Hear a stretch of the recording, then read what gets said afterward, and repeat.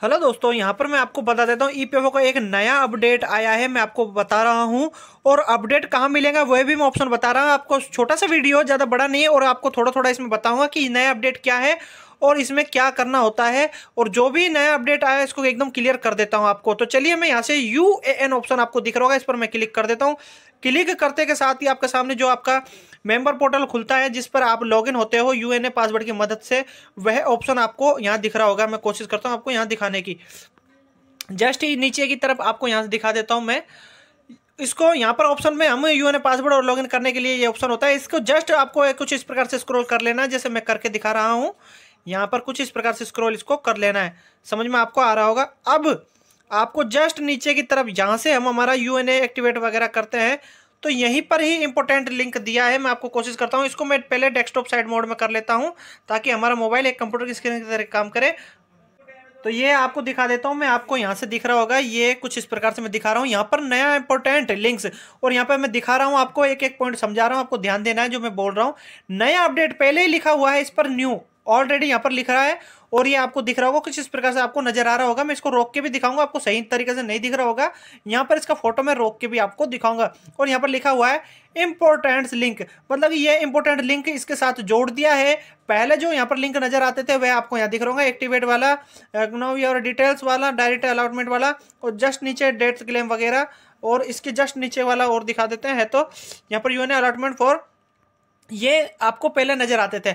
अब मैं आपको बता देता हूँ यहाँ पर एक pension pension of higher salary से संबंधित online application for validation of joint option यहाँ पर अपडेट किया है।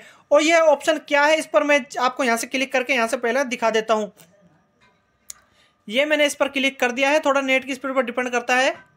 और जैसे इस पर क्लिक कर रहे हैं तो आपको यहाँ, दोस्तों अगर आप मेरे चैनल पे नए हैं तो मेरा चैनल सब्सक्राइब करें, साथ में बेल आइकन प्रेस करें ताकि हर जानकारी वाला वीडियो सबसे पहले आपके पास पहुंच सके। यहाँ पर कुछ इस प्रकार से ऑप्शन दिखेंगे, मैं आपको एक एक समझा रहा हूँ, आपको ध्यान देना है। नया अपडेट है, नए में क्या क्या अब ईपीएफओ इसमें जोड़ता है, कैसे कैसे अप्लाई करना होता है, सब कुछ अब पूरा डिटेल आपको हम बताएंगे। यहाँ से आपको दे रहे हैं, ये आपको यूनिफाइड मेंबर पोर्टल दिख रहा है और यहाँ पर लिखा हुआ है पेंशन ऑफ हायर वेजेस। आपको क्लियर समझ में आ रहा होगा। जस्ट नीचे की तरफ आप यहाँ देखोगे तो यहाँ पर लिखा हुआ है कि application form for validation of joint option under arrestable, और पारा 11(3) एंड पारा 11(4) ऑफ ईपीएस 95। तो यहाँ पर मैं आपको बता देता हूँ पेंशन से संबंधित भी यहाँ पर दिखा रहा है, लेकिन मैं आपको थोड़ा सा इधर से अवगत करा देता हूँ।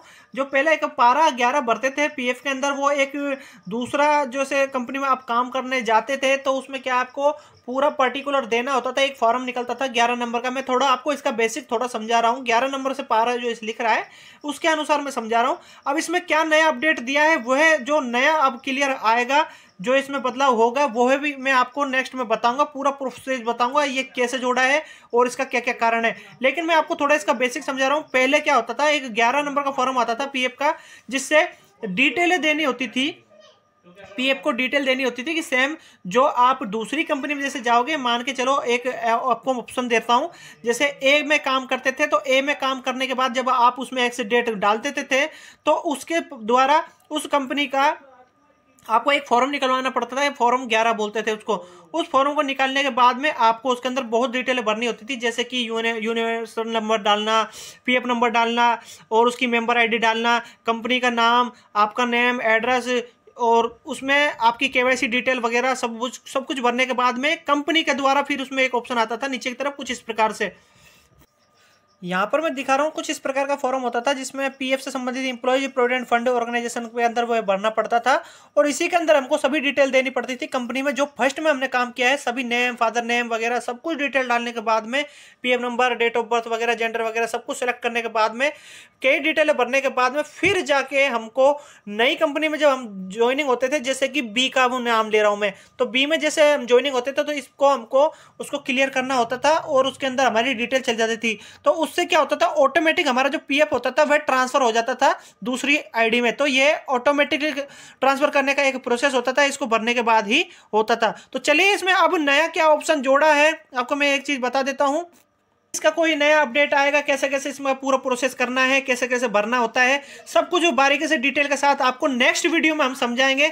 और अगर आपको भी इससे संबंधित और जानकारी चाहिए कि नया अपडेट जो जोड़ा है इसमें क्या क्या करना होता है, तो वह भी आपको मिल जाएगा। तो आप हमसे जुड़े रहिए, क्योंकि जो भी पीएफ में अंदर नया अपडेट आता है, नया बदलाव होता है, वह समय समय पर हम आपको देते रहते हैं। तो दोस्तों आशा करता हूं यह वीडियो के माध्यम से आपको जो नया अपडेट आया है वह आपको पता लग गया होगा। और अधिक जानकारी के लिए आप हमारे चैनल को सब्सक्राइब जरूर कर लेना। तो दोस्तों वीडियो को लाइक कर देना प्लीज, और चैनल पर अगर आप नए हो तो चैनल को सब्सक्राइब जरूर कर लेना। धन्यवाद।